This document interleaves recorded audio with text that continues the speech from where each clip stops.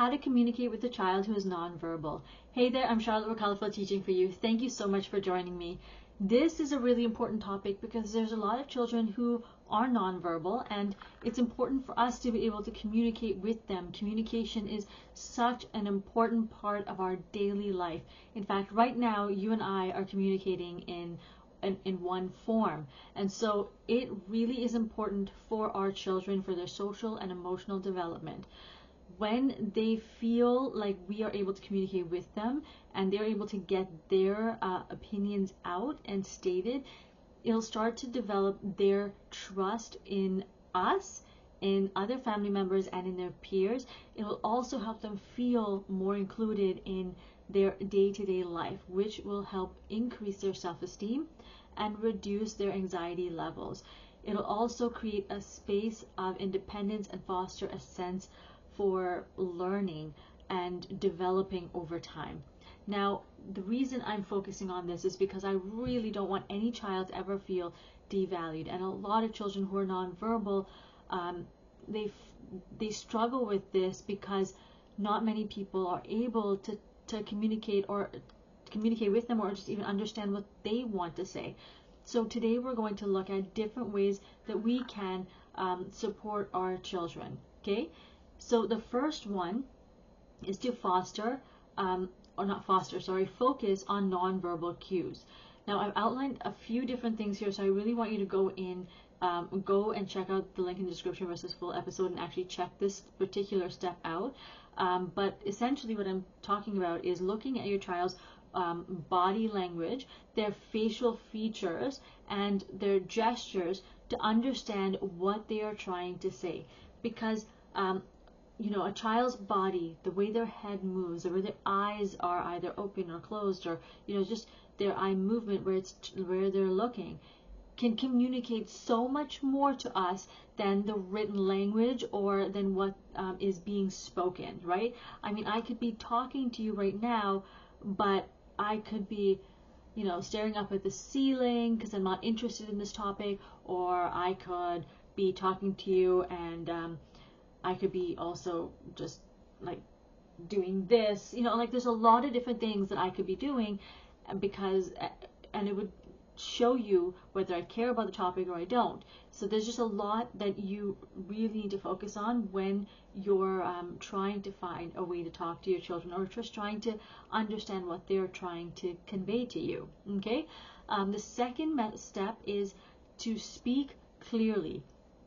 So use really quick, clear, short phrases so that your children understand what you're trying to say, and with it, pair it up with your hand gestures. Just like if you've noticed, like right now, I'm using a lot of hand gestures because I'm super passionate about this topic. I'm learning as well, and so I'm in the process of doing this, and I'm wanting to share this with you. So using hand gestures will help your child understand what you're trying to say as well. Okay, and we've kind of touched on that with the first step, where we're looking at our children for their body movements, their facial expressions, and so forth. Well, for you, when you're talking to them, use those same gestures to be able to communicate to them as well.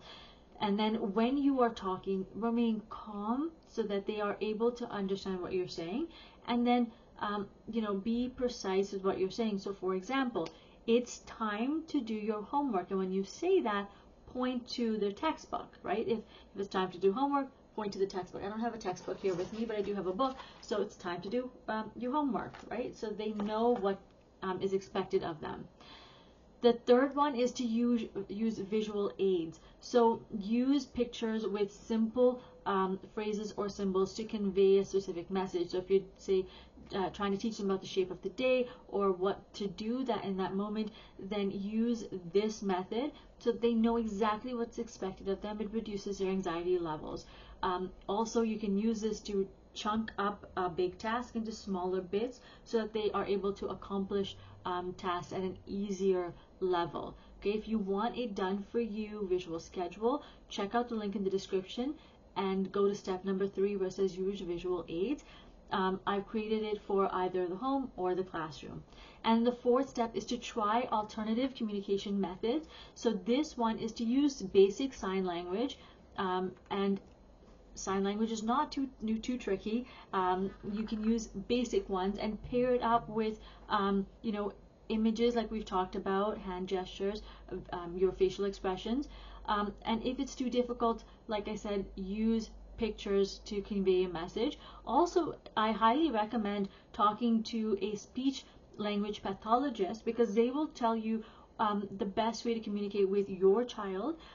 They'll also even pair you up with, or not pair you up, but will give you ideas about different speech generating devices or apps that you can use to talk to your children as well. All right, we've covered quite a bit today.